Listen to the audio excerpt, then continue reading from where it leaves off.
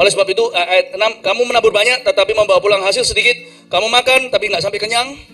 Kamu minum tapi nggak sampai puas. Kamu berpakaian tapi badanmu nggak sampai panas. Dan orang yang bekerja untuk upah, ya bekerja untuk upah yang ditaruh dalam pundi-pundi yang berlobang. In other words, verse 6. Kamu kejar berkat untuk dirimu sendiri kan? Nggak nyampe-nyampe kan? Cari dulu keinginanmu kan? Segala sesuatu dikurangi kan? I have entitled my sermon Building Churches in Our Youth. Ya. Buyar deh orang-orang yang datang ke gereja untuk cari pacar dulu. Saya baru-baru nggak lama lalu khotbah, saya beritahu datang ke gereja kalau mau cari pacar, carilah orang yang tidak datang ke gereja cari pacar. Tapi orang yang datang ke gereja cari Tuhan. Berarti orang itu nanti kalau kamu adalah, kalau you are the woman, berarti laki-laki itu he can lead you because he knows his God. Kalau itu perempuan, then he can assist you nanti, he can really help you. Karena that woman knows how to put Christ as her number one. That means that someday your life will be stronger with her. Because sometimes when you fail to step up to be a leader, she will assist you to help you get up. Ya, makanya itu selalu cari orang-orang yang datang ke gereja itu cari Tuhan. Justru yang cari pacar ke gereja, jangan dipacari. Sungguhan. Karena orang itu nanti pasti akan missing something in his life. That person will not be a blessing in your life, even though suatu hari if you are married to him or to her. Sungguhan. Justru lihat ya yang datang ke gereja ya, yang waktu memuji Tuhan itu nggak jaim atau jaga image, yang keringetan itu nanti yang menikah dulu. Justru yang gitu, yang begitu justru dapat pacarnya cepat memang, tapi putusnya juga sama cepat. Muter-muter nanti, beneran. Saya baru nggak lama yang lalu ketemu sama satu couple volunteer kita di gereja, volunteer di gereja. Dan kok barusan saya berkati, itu loh yang kalian mesti tahu yang tinggi-tinggi itu loh yang sampai itu anak itu, Billy namanya. Lucu sekali waktu dia dimentori kan, tapi habis dimentori pernikahan, pranikah, lalu saya berkati pernikahannya dan hari-hari sebelum itu kan sudah mentornya, tapi saya sebagai kepala sidangnya memberkati, I bless. Saya memberkati beberapa matrimoni lah, nggak bisa semua, bagi-bagi tugas nih. Lalu saya ketemu sama Billy, lalu mereka cerita. Saya mau tahu dulu sih sebelum saya nanti berapa minggu lagi berkati kalian. Cerita pertemuan kalian gimana sih supaya nanti itu loh waktu saya memberkati kalian itu ada cerita di atas itu tuh nggak kaku liturgi, tapi supaya lebih personal. Dia bilang iya kok, gini kok kami ini ketemunya itu di mission trip ke Myanmar. Myanmar yang terakhir yang hujan yang sampai bletok-bletok semuanya sampai lumpur-lumpur itu loh, kami itu lagi keringat-keringat bau-baunya. Saya itu sudah nggak ada jaim-jaimnya gimana, saya ketemu Billy ketemu saya di situ, kita jatuh cinta. Lucu ya pas mereka lagi jorok-joroknya, bukan jorok apa, tapi karena memang terrain atau lapangannya itu jorok sekali di Myanmar itu, peperangan rohani luar biasa dan juga hujan deras, kita harus cidukin centong-centongin, cidukin keluar itu air bah, itu beneran, itu semua serangga, everything, no one was pretty. Those 1,000 people that went with me to Yangon, itu betul-betul battlefield.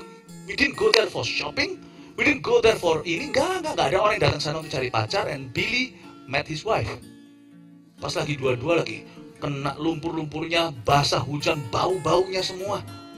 And then I fell in love and I know this man can lead me, can lead my life, can be the leader of my life. And he found out that this woman bisa menjaga aku.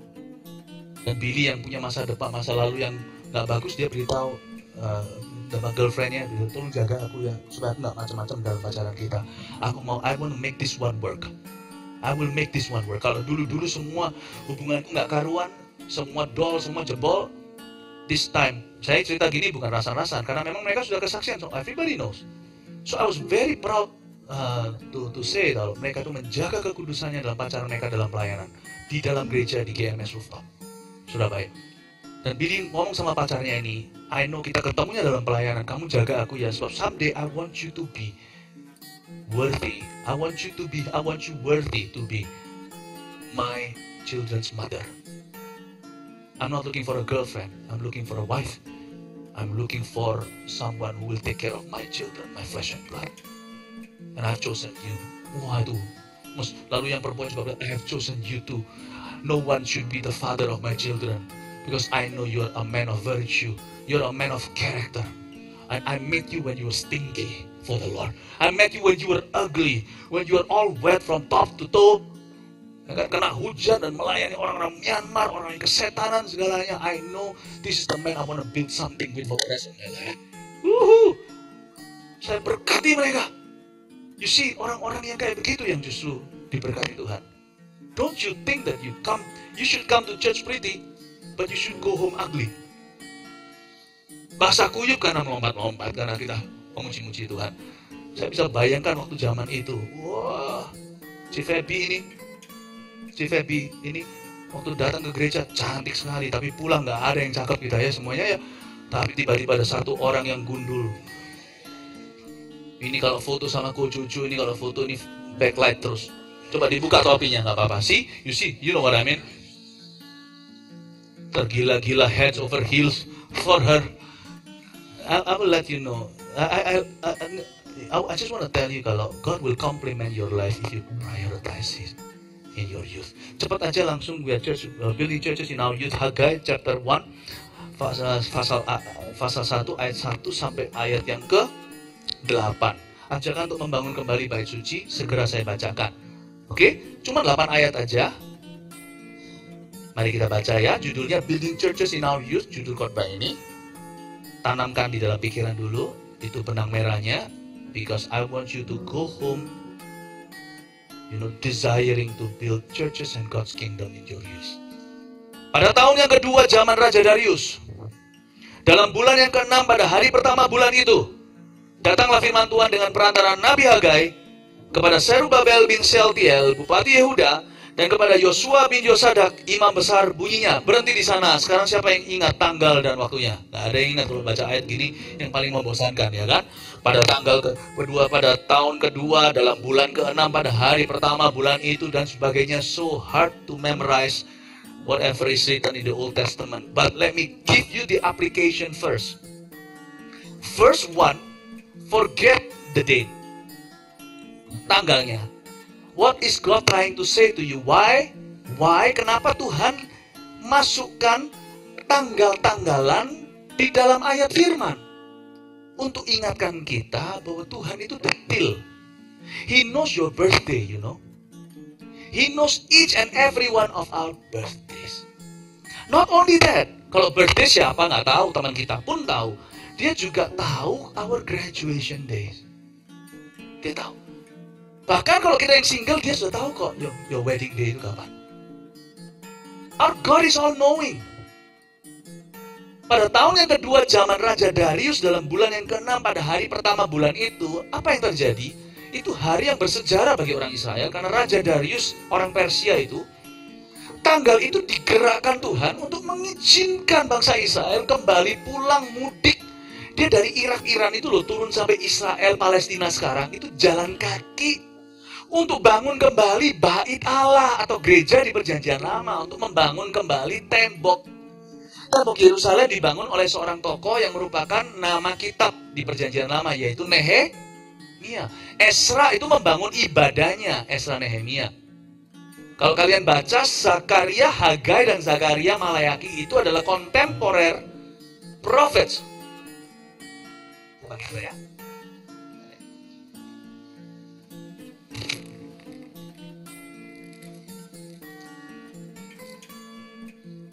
Bisa dengar saya semua ya? So, kita kembali. Jadi, Zakaria, Hagai, Zakaria, Malayaki, the last 3 books of the Old Testament, itu nama orang. Mereka semua itu adalah 3 differing prophets living in the same era. Sedangkan kita tahu kalau Nehemia itu juga kurang lebih di era yang sama. Dia bangun temboknya. Esra itu pendetanya. Nehemia itu bukan full timer. Nehemia itu juru minum, dia itu effendi. Dia pulang ke Yerusalem, bisa ngerti arsitektur. Ada orang yang pinter bangunan, ngerti gini-gitunya, spek-speknya itu luar biasa. Padahal dia nggak sekolah itu. Dia sekolahnya itu hospitality, cordon bleu. Tapi dia bisa ngerti, bisa tahu. Tuhan tuh kalau hinggap ya, kalau kita tuh niat bangun kerajaannya, Tuhan kasih kita keahlian baru. Lalu si Nehemia, si Esra memang dari sononya pendeta. Esra itu adalah seorang scholar. Dia memang seorang ahli teologi, tapi dia bukan orang Farisi. Dia itu orang yang sangat cinta Tuhan. Esra lah yang melawan bangsa Israel kawin campur.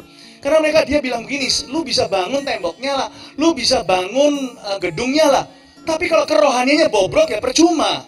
Ezra itu the spiritual leader. So you know, and Hagai yang kita baca ini, seorang prophet yang berkata, come on guys, cayo guys, lu orang kenapa malas-malasan? Sudah waktunya untuk bangun rumah Tuhan. Nah, tahun kedua yang disebut di sini ini, dalam bulan yang ke-6, bulan ke-6 ini bukan Juni, ini bukan tanggalan atau kalender barat. Pada hari pertama bulan itu lupakan tanggalnya.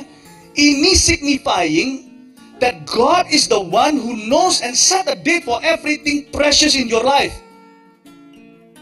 You are worshiping a God who knows your important dates, not only those that are past, but those that are yet to come. That means God knows dong. Tuhan tahu dong kapan tanggal saya mati. Tahulah. Tahulah. Jangan didebat lah, inilah kedaulatan Allah. Wah, Pastor Philip, kalau gitu kan saya bunuh diri kan Tuhan nggak tahu. Kalau lu bunuh diri Tuhan nggak mau tahu. Tiba-tiba lu, kok sudah di sini? Aku nggak manggil kamu kok. Kenapa kamu muncul di hadiratku? Tapi saya ingin katakan pada kalian bahwa Tuhan tahu your birthdays, He knows your graduation day, and He knows today I'm speaking to you on His behalf. This day 6th of April, betul ya, tanggal 6 ya. God is speaking something divine in your life. So mark this down that you are no longer innocent after I'm saying what I have to say to you. That you know His will for your life. And you have a choice, young people. You have a choice. And your youth shall come to pass. Soon your youth will be your pastime. Your youth and your life is like a coin, and you use it to spend. And if you want to use it to spend it for something, that's it. You got no more second coin. You have only one life to live. Who do you want to live it for? Or what do you want to live it for? Pada tahun yang kedua zaman Raja Darius dalam bulan ke-6 pada hari pertama bulan itu, datanglah firman Tuhan dengan perantaraan Nabi Hagai kepada Zerubabel bin Shealtiel, Bupati Yehuda. Katakan Zerubabel. Ya. Kalau punya anak jangan kasih nama Zerubabel, meskipun nama itu bagus sekali. Ini adalah nenek moyang Tuhan Yesus, nanti orang-orang panggil dia Babel. Dan kepada Yosua bin Yoyadak, imam besar bunyinya. Katakan Yosua. Ini bukan Yosua yang pimpin masuk kanan perang-perangan. Bukan ya. Ini Yosua imam besar. Jadi ada dua orang Hagai bernubuat kepada mereka. Yang satu adalah Zerubabel. Zerubabel ini seorang governor. Dia seorang gubernur. Dia ini politician. Dia punya power. Dia punya kuasa untuk membuat undang-undang. Sedangkan Yosua ini adalah seorang imam. Yosua ini another pendeta. Alright? Dia imam besar. Berarti dengan kata lain, most of you will be in the marketplace building churches in your life. Yet a few of you will be like Joshua. Will be handpicked by God to become the next full-time pastors. Really? Yeah. Saya termasuk kategori itu waktu saya dulu sekolah di Kanada. Di sebuah gereja kecil, gereja Indonesia, belum ada ROSI, belum ada ini, itu. Saya juga belum pelayanan. Saya belum lahir baru, belum kenal Tuhan, visi ini belum ada. Masih dikandung dalam diriku. Belum ada visi itu bawa GMS ke bangsa-bangsa, belum ada. Itu masih ada di dalam tubuhku. Nah, saya dipilih Tuhan untuk menjadi Yosua. Dipilih untuk menjadi seorang hamba Tuhan.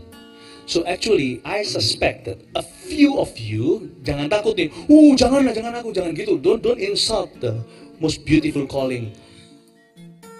Sekalipun kita mau nginden pun antri-antri, Tuhan tolak. That seat is reserved for the best of the best. Jangan jadi pendeta karena nggak punya uang. Jangan jadi pendeta karena aji mumpung.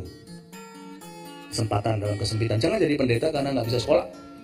Jangan jadi pendeta karena nggak punya kerja. Jangan jadi pendeta karena nanti gua kalau sembuh dari stroke, aku mau jadi hamba Tuhan. Emangnya hamba Tuhan semua yang bekas stroke? Sorry ye.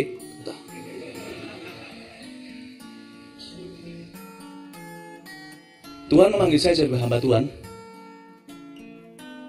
Setir-setiran saya nggak ngomong ini bangga, bukan karena saya bukan dari keluarga yang kaya raya, bukan, tapi saya dari keluarga yang cukup. Mobil saya waktu saya SMA itu tapi mobil Jerman. Jenis itu ada dua yang saya setir. Satu S-Class, ngerti sekarang Jerman yang mana. Yang satu E-Class. Saya jadi hamba Tuhan bukan karena uang. Malah saya buang beasiswa pada waktu Tuhan panggil saya.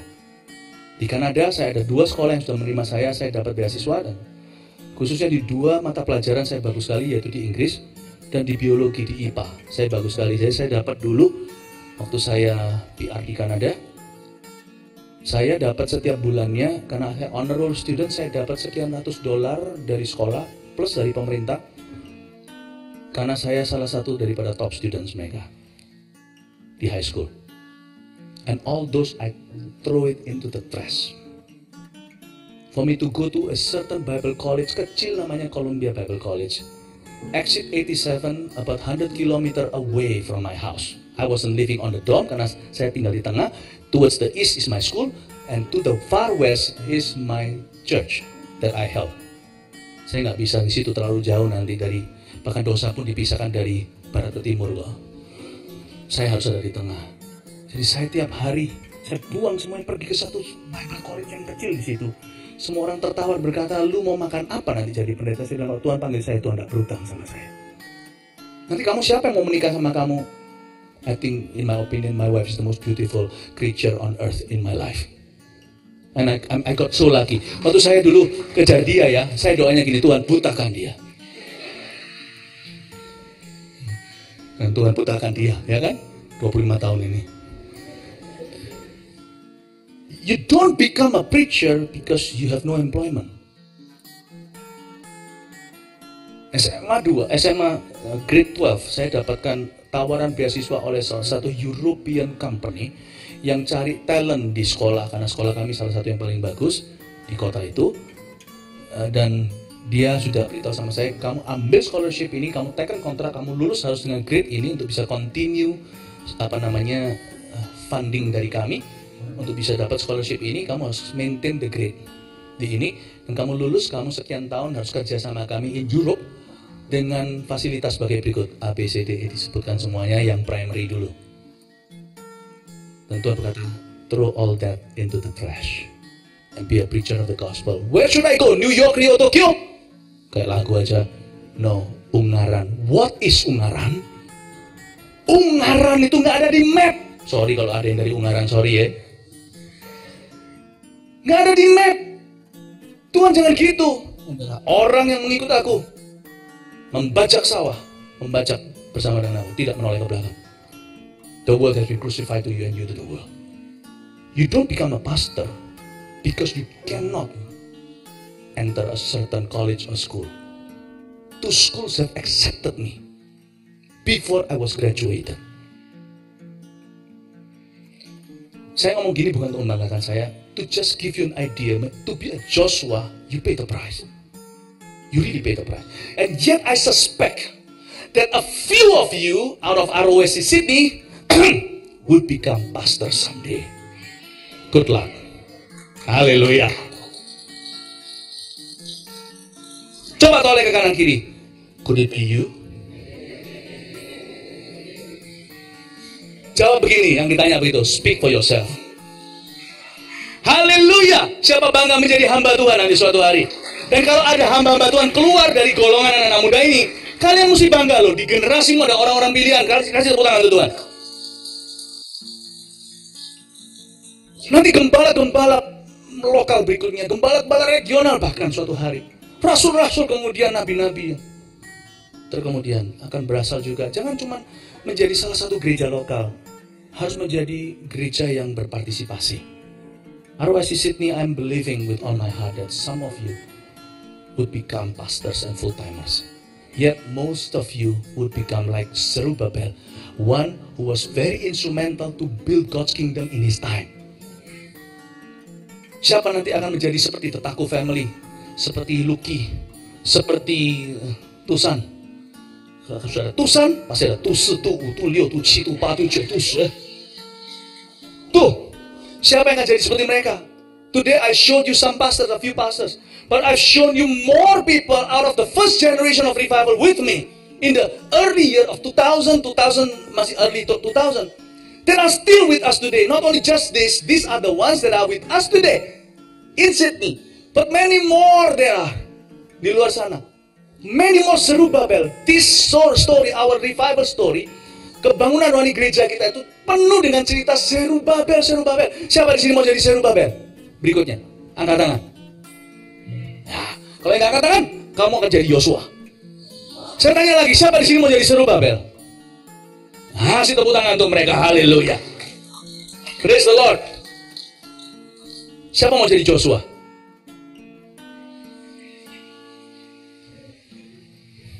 Siapa? Kalau ada sekolah yang baik, get the best score and then sacrifice it. You want to sacrifice to God? Sacrifice Wagyu. You sacrifice the best beef. I gave God my best in my youth. Itu saya buang semuanya itu, saya kata Tuhan, not the world must know that it's not me who has chosen you. It's you who have chosen me. I've given up the best things of my life for you. Amin. Hari ini saya ingin kalian semua untuk mengerti ini, bahwa menjadi Zerubbabel atau menjadi Yosua, kalau kalian dipanggil untuk melakukan pekerjaan Tuhan itu dalam kemuliaan. Ayat 2. Beginilah firman Tuhan semesta alam. Bangsa ini berkata, sekarang belum tiba waktunya untuk membangun kembali rumah Tuhan. Tetapi umat Tuhan saat itu berkata, belumlah bro, belumlah Hagai. Now it's not the time yet to build atau rebuild God's house. Because zaman itu bait suci yang dulu udah runtuh. Runtuh kapan? 70 tahun silam sebelumnya. Bangsa Babilonia datang, hajar habis Yerusalem dan jarah. Bait suci Salomo, kalian ingat yang disalut, bukan disalut, tapi juga dibuat dari emas. Itu dijarah habis-habisan, riot. Lalu habis itu runtuh semuanya, nggak ada satu batu di atas batu yang lainnya. Remember that story? Lalu mereka dimasukkan ke pembuangan 70 tahun di Babilonia. Keluarlah tokoh-tokoh yang jadi pahlawan-pahlawan iman di saat-saat pembuangan, seperti Daniel, Sadrak, Mesak, Abednego. You remember all the story? Tapi Babilonia itu kan jahat. Babilonia disikat sama Persia. Nah, Persia ini tetap statusnya penjajah Israel, karena Israel sudah tersebar kemana-mana. 70 years is a long time. Usually people already forgotten their language, their mother language. Mereka sudah hilang culture, tapi bangsa Israel tetap bisa preserve. Dan setelah 70 tahun itu, Persia itu digerakkan Roh Kudus untuk mengizinkan bangsa Israel kembali pulang, bangun lagi reruntuhan bait suci Salomo.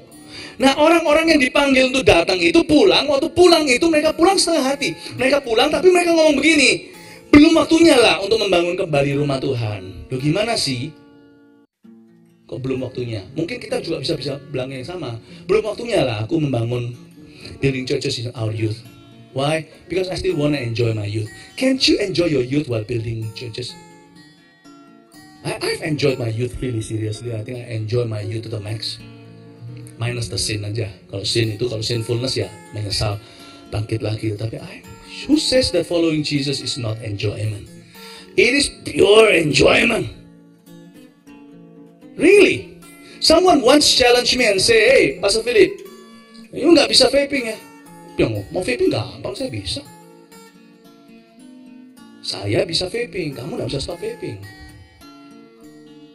Nggak bebas ya jadi orang Kristen, nggak bisa ngerokok. Contohnya gitu loh. Bisa, saya mau ngerokok, mau. Kalau saya mau aja ngerokok, saya bisa. Saya bisa candunya lebih dari you.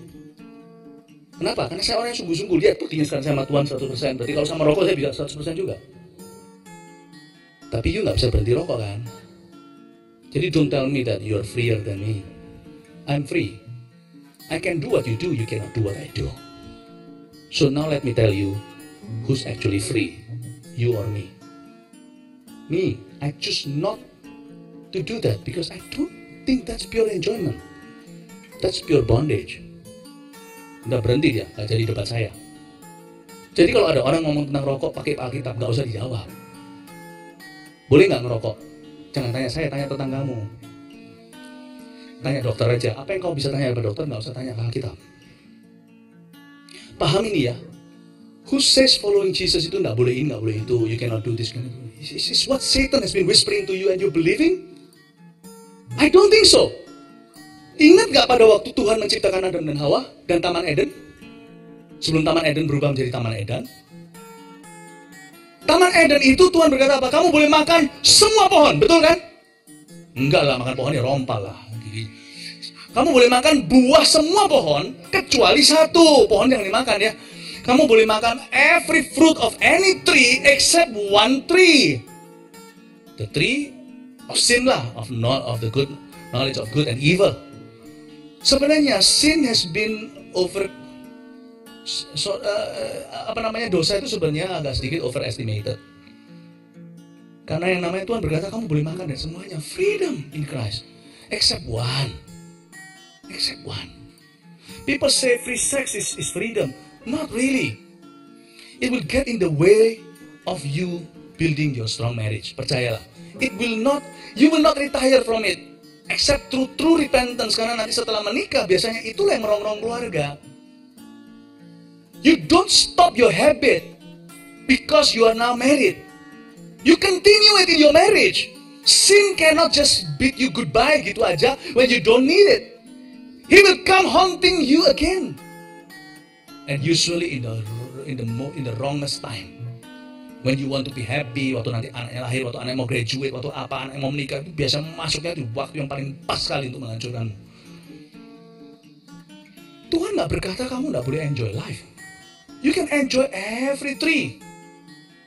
You can enjoy any fruit from of those trees, except one. Except one. Sin is over-advertised. Siapa bilang ikut Yesus gak boleh itu, gak boleh ini? Belum waktunya untuk aku membangun gereja. Kenapa? I still want to enjoy my youth. What's wrong with giving your youth to God? I think you will enjoy it even more. Tapi juga mungkin mereka waktu itu belum mau membangun rumah Tuhan. Kenapa? Karena mereka masih sibuk zaman itu. Mereka masih bangun rumahnya sendiri lah, masih sibuk lah. Tawaran kerajaan sorga itu kan Yesus memberi perumpamaan. Jangan dulu lah, aku masih baru beli mobil baru. Maksudnya beli keledai, beli kuda. Aku masih punya sawah, bisnisku baru jalan. Selalu melayani Tuhan itu kita rasa waktunya nggak tepat di hidup kita. Apalagi kalau kita masih muda, kita lebih beralasan lagi. Loh kan aku masih muda, kan aku masih belum bisa, kan aku masih sekolah. Makanya tadi awal-awal saya ceritakan waktu saya umur 19, saya sudah mulai perintisan gereja. Saya masih student. It's a choice my friend. Apalagi sekarang kendaraannya sudah disediakan. ROSC atau GMS di Indonesia, kita ini a church that is totally for church planting. Sekarang itu kalian difasilitasi, you are equipped and empowered to do so. Then in our days, we were quite on our own. We were quite on our own. Without people of the world around us believing in us. Tapi pada waktu itu mereka berkata, sekarang belum tiba waktunya untuk membangun kembali rumah Tuhan. Kan aku masih kecil, kan aku belum bisa, kan aku masih muda, kan aku masih mau nikmati hidupku, kan aku masih sekolah, papa mamaku belum Kristen dan sebagainya. Aduh, kalau kita mau make excuses, it will be endless. There will always be another excuse for us to stop serving God or not to begin serving Him. No. My father then, waktu saya memulai melayani dalam revival, my father then was not a Christian. But today my dad is a very God-loving gentleman. My mom was spiritual first, but today my dad yang selalu doain mama. Mama saya ada demensianya. Papa saya selalu sehat, semuanya sehat walafiat sebenarnya. Papa saya setiap pagi selalu lus-lus mama saya kepalanya, lalu doa Bapak kami. My father, waktu saya jadi hamba Tuhan, jadi masuk seminari, papa saya masih berkata, ngapain kita memberi persembahan pada Tuhan? Papa yang kerja, ngapain kamu tuh berdoa? Kepada siapa kamu doa sebelum makan? Papa yang kasih kamu makan. Papa saya itu tidak jahat, baik hatinya, tapi komen-komennya seperti nggak percaya Kristus. Memang nggak percaya. Who would ever guess? Suatu hari akan mendoakan mama saya yang pendoa dulu di keluarga. Doa Bapa kami di dalam surga, dikuduskanlah namamu setiap pagi pukul 5. Lus-lus mama dan kata, datanglah kerajaanmu, jadilah kehendakmu. Orang yang sama berkata, ngapain doa sebelum makan? Sekarang doa Bapak kami untuk mami, for my mom. You know, if I waited for my dad to be like that, then serve God, that day will never come. Both of us will perish. But because I did not wait, I put Christ first above my family. My dad followed afterwards and became a godly man. Belum waktunya? Ya tergantunglah iman lu. Belum waktu ya belum waktu. Iman saya sudah waktunya. Jadi orang itu harus tegas dengan Tuhan. Karena Tuhan tegas dengan kita. Tuhan itu maha kasih. Tapi Tuhan tidak mau pelin-pelan. Kita lihat ayat yang ketiga. Maka datanglah firman Tuhan dengan perantaran Nabi Hagai bunyinya. Wah, diskakmat. Katakan diskakmat sama Tuhan. Ya. Apakah sudah tiba waktunya bagi kamu untuk mendiami rumah-rumahmu yang dipapani dengan baik? Aduh, disentil sama Tuhan tuh orang-orang Yahudi. Sedang rumah ini tetap menjadi reruntuhan. Oleh sebab itu beginilah firman Tuhan semesta alam. Perhatikanlah keadaanmu. Tuhan suruh kita mikir. Dan di ayat 4 Tuhan berkata, apakah sudah tiba waktunya? Kamu bilang belum tiba waktunya untuk membangun rumah Tuhan kan? Tapi apa sudah tiba waktunya untuk kamu mendiami rumahmu? Yang dipapani dengan sangat baik. Tipe ini 600,000. Ya kan, to build this house. You find your own lot of land. Tapi tipe yang ini nanti 500,000 will do. Everybody is so busy picking their model home. Their dream home. But my home is rest. Is left untouched. Everybody's busy with their own life. Tuhan berkata, apakah sudah waktunya kamu mendiami rumah-rumahmu yang dipapani dengan baik? Kayunya pun kamu pilih dan sebagainya. Apa sudah waktunya kamu punya cita-cita? Apa sudah waktunya kamu punya pacar? Apa sudah waktunya kamu mulai menggenapi bucket listmu, yaitu liburan kemana? Aku mau pergi ke, aku kepingin sekali pergi ke Paraguay. Aku ingin sekali pergi ke Greece. It's always the right time for you, for what you want. But it's never the right time for me, for what I desire. Let me tell you, this is not about building churches. This is about saving souls. Gereja itu seperti unending, ever-flowing, living water. Itu dah, ya, pakai bahasa Australia sekalian. Living water. Where thirsty souls, sinful hearts keep drinking from that cistern to experience and encounter God and receive life everlasting, eternal life. This is not about building the buildings. This is about building the opportunities to reach out to them. Young people say I'm too young.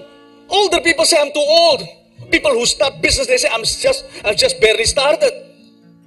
But after they start their business and they experience problem, wait until my problem is over. Young people yang belum graduate, nanti tunggu graduate. Setelah graduate, kejar mimpi gua dulu. No one punya waktu. Makanya itu Yesaya berkata, ini aku, itulah aku. 30 some years ago. Some 30 plus years ago. I dare to raise my arm and say, here I am, send me. And God replied me so well. Responded to my response. Sudah belum waktunya. Bangsa ini berkata sekarang belum tiba waktunya. Padahal gereja itu apa sih?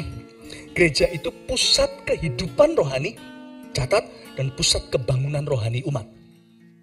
Loh kok bisa? Loh padahal kita membangun hubungan dengan Allah itu kan bisa di mana-mana. True, betul, tapi sentralnya itu tetap di gereja. Apalagi secara korporat. Kita bisa belajar di mana-mana nggak? Siapa di sini sekolah di sebuah kampus? Angkat tangan, jujur. Siapa yang pernah sekolah di sebuah kampus atau sebuah sekolah? Puji Tuhan. Bahkan kalau kalian pun sekolah online, tetap ada meja favorit di mana kalian online kan? Atau kalau koresponden, atau bahkan kalau ada yang homeschooling pun kan pasti ada tempatnya, fixnya. Kan nggak mungkin sebentar di McDonald, besok di Hungry Jack. Right? You can study anywhere. But school is still the central place for education. Makanya itu di sebuah rumah, kalau kalian mau cari properti gitu ya, cari juga. Lihat, apakah ada sekolah yang bagus di situ. Kalau mau tinggal di sana, bukan hanya investasi. Because where the school is, there. Waktu kalian punya keluarga, nanti mau kirim anak ke sana. Meskipun pendidikan bisa online, semuanya sekarang bisa jalan lewat digital. But still, nonetheless, school is still the central place for education. And so is a church. The central place for God's people relationship with God. Paham ya ini ya? Makanya Tuhan di sini kok kayaknya Tuhan gini kok keberatan sekali. Kalian sudah bangun rumahnya sendiri, rumahku jadi reruntuhan. Kadang-kadang saya mikir, Tuhan ini kan maha hadir. Bukankah Tuhan sendiri yang berkata bahwa kakiku itu memenuhi bumi, tahtaku itu di sorga? Loh kenapa kok Tuhan begitu? Why he minded? He really minded. The house of God in the Old Testament was not built. Was not accomplished, was not completed. Why? He took such an offense. Why he minded? Now I understood. Finally I've understood that. Even though People can have their relationship with God from anywhere, but God's house is the place designated for people to come together and build their relationship, that they will bring home that relationship individually in their life, and then God will lead them on. A church is very important. Makanya ada orang yang berkata, aku tidak perlu ke gereja, aku bisa bangun hubungan dengan Tuhan. Good luck lah, coba lihatlah, you check lah. Dia punya spirituality, pasti ada aneh. Sungguhan, pasti. Saya bisa kok di mana-mana. Itu biasanya either ada kepahitan atau dia salah sangka. Saya ingin kalian untuk mengerti bahwa berdirinya gereja itu penting sekali. I praise the Lord 5 years ago. ROSC Sydney akhirnya disahkan berdiri. Look around you today. Even though all of you bisa aja ketemu Tuhan di mana-mana kan? Saya punya satu teman. Ketemu Tuhan tuh di nightclub.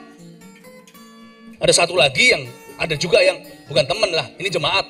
Ada yang di nightclub, ada juga yang sudah mundur dari gereja kembali lagi ke kehidupan lama ya, sedih sih. Tapi pokoknya cerita pertobatan mereka hebat-hebat, indah-indah.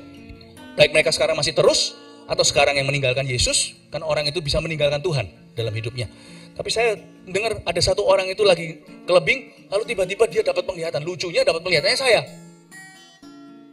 Dia lihat saya sedang pegang dia punya leher gini, dia sudah mau masuk ke dalam jurang, saya pegang dia punya leher, saya angkat dia. Lalu dia sadar.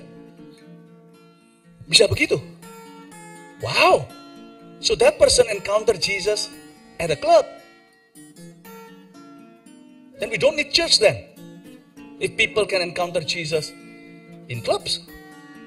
Tutup aja semua gereja. Buka aja nightclub di mana-mana. Kalau sebetul-betul di dalam sebuah kota nggak ada gereja lagi, semua nightclub di mana-mana, saya akan cabut keluarga saya. Nggak peduli di situ lowongan kerja saya akan mulai dari baru, saya akan tarik dia, saya akan cari di mana ada GMS dan ROSC.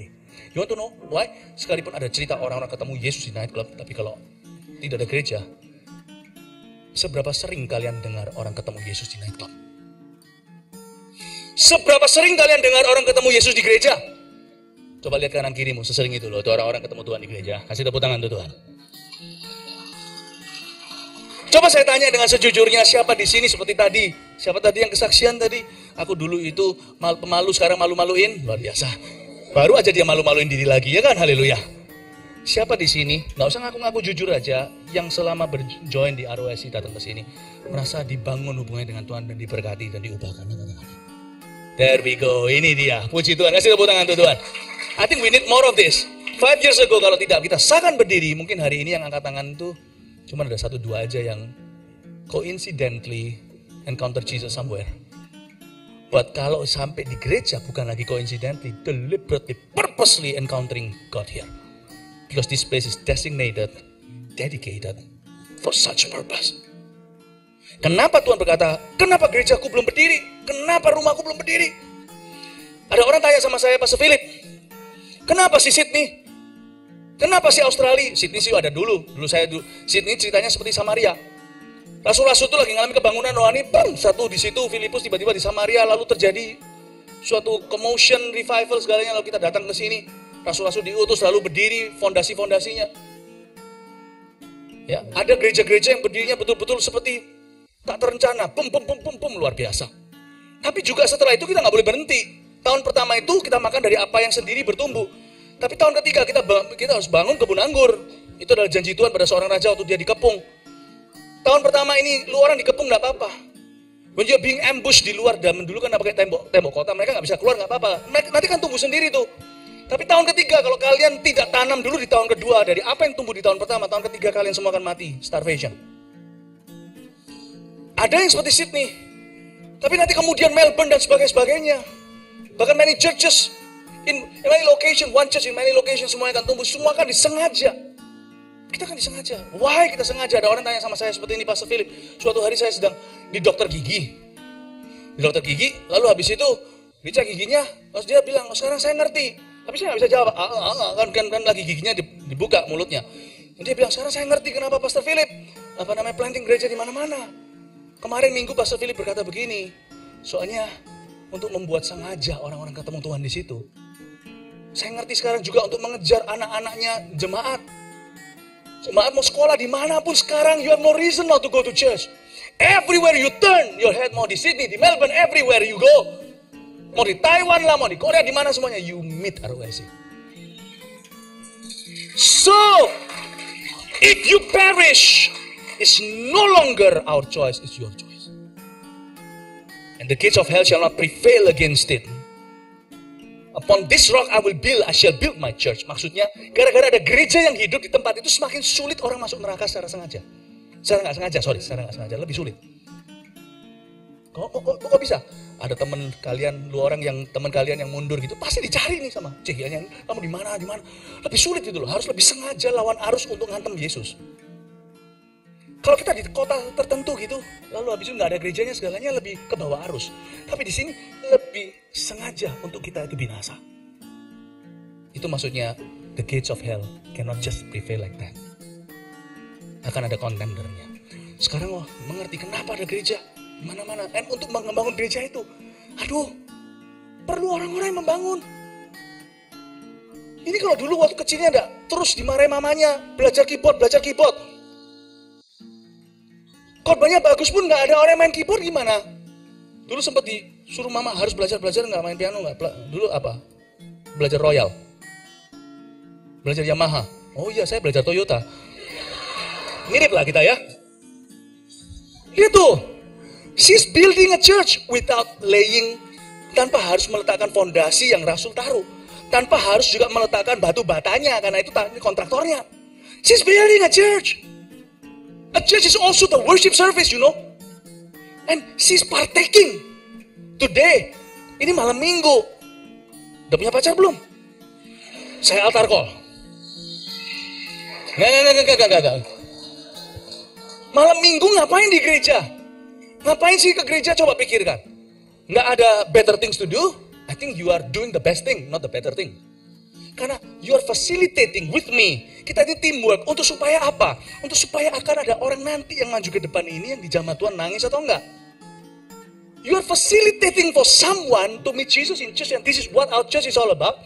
And because we are successful, we are successful in doing that over and over again, and more churches will be planted.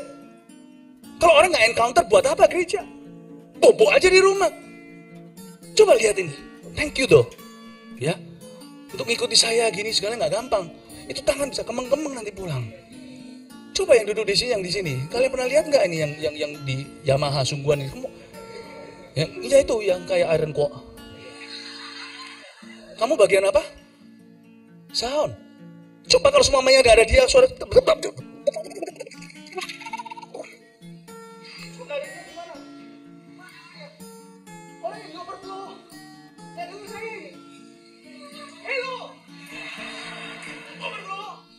Sorry, sound system makes me hurt. Because you hear the word, your faith arises. Because of him, he's facilitating, he's building a church. Coba lihat itu yang kamera itu, cara yang pegang. Itu terus gitu. Kasian kalau dia 5 ibadah bisa pingsan tuh ya. Tuh sister kita yang berdiri begini terus itu. Dia nggak berani goyang dia. Puji Tuhan, kamu suka selfie dulu. Jadi, tahu bakatnya, ternyata nggak gemetaran. We need somebody in her place, in her post. Kalau ibadah kita tambah banyak, nggak bisa dia terus. Dia sini terbang Melbourne, kurus dia nanti. Have you imagined that building a church is not like what you imagine? Putting bricks upon bricks. But you may help melalui satu angle in the worship service. Atau melalui ini itu. Tahukah bahwa gereja kita dibangun oleh 19 hari yang sebelum di rooftop itu? Itu oleh seorang namanya Korio yang WL itu loh. Itu loh yang di saat teduh bersama, kalau kalian pernah lihat, di sebelah saya, Esra, sebelah situ Rio. Apanya? Desain interior ini juga Rio. Yang desain interior ini. Ya kan, Rio kan, betul kan? I told you. Rio itu, jadi lupa saya mau ngomong apa, Rio terus. Rio itu luar biasa. Dia itu seorang apa namanya? Arsitek. Dia punya kerjaan. Taruh semuanya. Dia suatu hari meeting sama kita di kafe. Dan Rio dia berkata, Ko Philip C. Airin maunya gereja seperti apa? Aku mau gereja yang seperti ini. Orang masuknya itu flow-nya begini supaya nanti jemaat itu bisa merasakan GMS experience. Orang itu bisa merasa at home, welcome. Oke, gini. 19 hari dikelarin. 19 hari dari plasteran itu loh di SCC dulu sebelum di rooftop, sebelum pandemi. Gara-gara dia semua di pandemi itu semua kita tempat kita syuting ini itu dia yang atur semuanya di sana.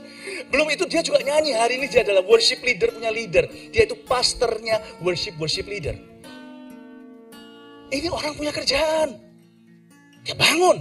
Pak Hadi, ada satu lagi namanya Pak Hadi. Dia bangun semuanya rooftop ini itu. Anaknya sekarang juga mau ditapak kakinya. Seorang developer papanya. Dia mau membangunkan gereja. Waktu dia bangun gereja rooftop, saya masih ingat semua kita itu pas lagi liburan lebaran atau apa ya. Kita semuanya libur, saya harus libur juga. Saya harus istirahat. Pak Hadi berkata, Pastor Philip, you go, libur. Dia di situ pakai topinya Bob the Builder itu. Topinya kontraktor, construction, proyek. Udah di sana setiap hari liatin ini itu sampai jadi tuh rooftop church. Tepat waktu. Dan dia bangunkan semuanya. Dia punya development, termasuk dia punya apartemen, flat, perumahan, housing estate semuanya. Ditinggal, gak pernah di situ. Ngurusin gereja terus. He's not a full timer. He's a businessman. I need you. 1,000 is heavy load.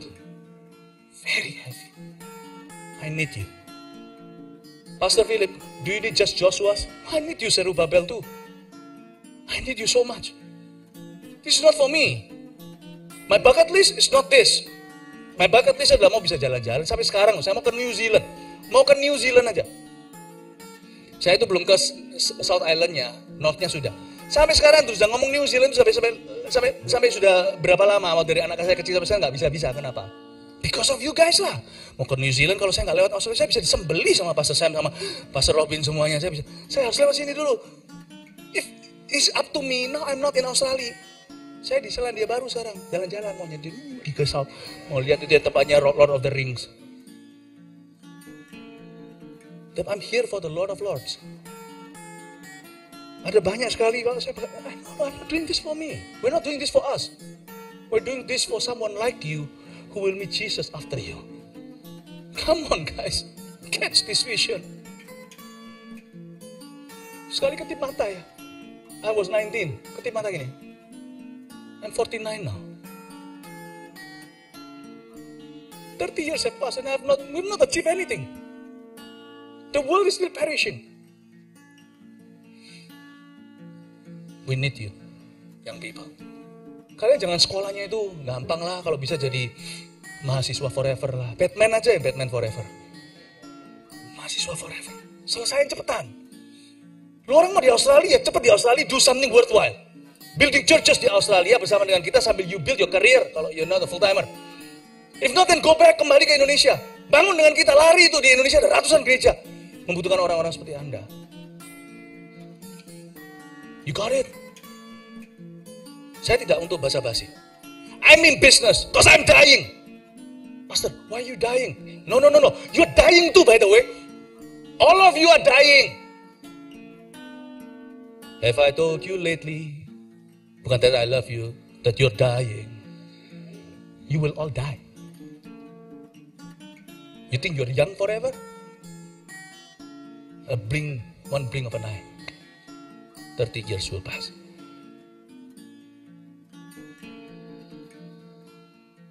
Don't waste your time. Sekolah yang benar. Mau kerja di sini jangan jadi pelimpan. Mau di Australia, mau di Indonesia, mau di mana. Cari dulu ROSC di mana, GMS di mana, let's build. Amin. Waduh, Pastor Philip ini untuk orang baru nggak cocok, salah. Orang baru nggak dinina pupukkan di tempat kita. Orang baru di sini langsung dimuridkan. I have no time, sorry. Gelar saya setelah jadi orang Kristen saya itu OTW. We're all on the way. We're all on the way to eternity. Let's make sure it's a worthwhile journey. Amin. Ya, cepat aja beberapa lagi ayatnya. Oleh sebab itu ayat 6, kamu menabur banyak tetapi membawa pulang hasil sedikit. Kamu makan tapi nggak sampai kenyang. Kamu minum tapi nggak sampai puas. Kamu berpakaian tapi badanmu nggak sampai panas. Dan orang yang bekerja untuk upah, ya bekerja untuk upah yang ditaruh dalam pundi-pundi yang berlobang. In other words, verse 6. Kamu kejar berkat untuk dirimu sendiri kan? Nggak nyampe-nyampe kan? Cari dulu keinginanmu kan? Segala sesuatu dikurangi kan? Worldly things make you dry. And in the end, it will make you feel worthless. And it don't satisfy. I have the happiest youth.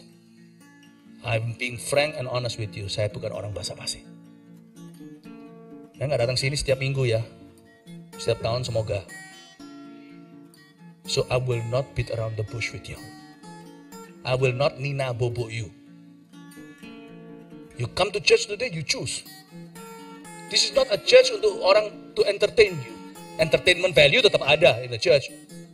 Tapi that's not the main purpose. This is the church that will challenge you, disciple you, then send you. You may not go to Africa, but you'll go to a destined place for sure.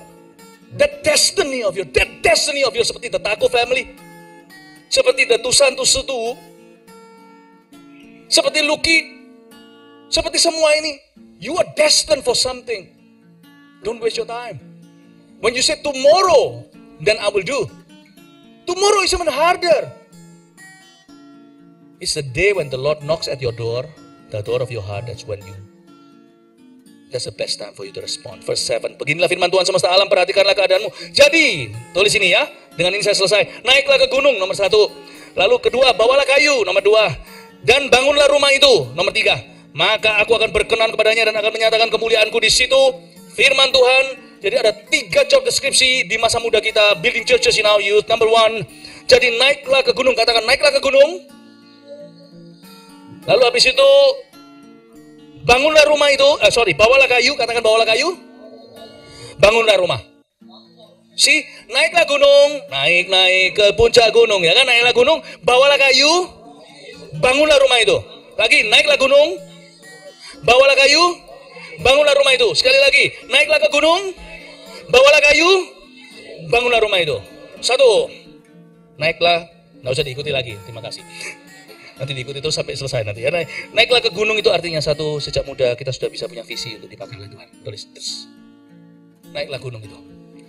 You know, I hope this sermon is that. Ini khotbah ini adalah sebuah a shoulder, not for you to cry on, for you to sit on. Pernah lihat nggak anak-anak waktu anak-anak saya kecil, saya angkat di atas sini, wah dia bisa melihat karena papanya tinggi, wow, the whole world clearer, they can see further. Waktu anak saya kecil saya tahu atas dia sini, wah senang sekali dia. When you sit upon the shoulder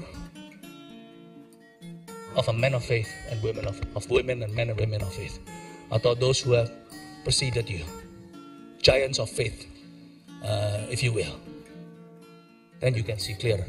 Saya harap khotbah ini akan menjadi that for you. Masa muda kita sudah bisa punya visi yang dipakai oleh Tuhan. 2, habis itu yang 2, bawalah kayu, katakan bawalah kayu. Kayu itu kan bahan materi sekarang, kita bangun gereja sekarang dengan ber-CG dan melayani di AUG. Kalian kalau belum ikut CG, that's the beginning. In our church, you cannot function unless you join a CG. Karena kita bukan gereja yang, kalian kesini ya, jadi WL. Kita bukan gereja. Kita gereja yang memuridkan, lalu kalian dimuridkan, semua orang bisa melayani. Ya. Kalau Air Asia, visinya everyone can fly, in our church everyone can serve. Aku nggak pintar ini, tapi kalau kalian berada di dalam kelompok kecil itu, kalian memuridkan, kalian akan menemukan fungsimu dalam Tuhan. Dan biasanya fungsi itu nanti juga membuat kalian mahir dalam karirmu.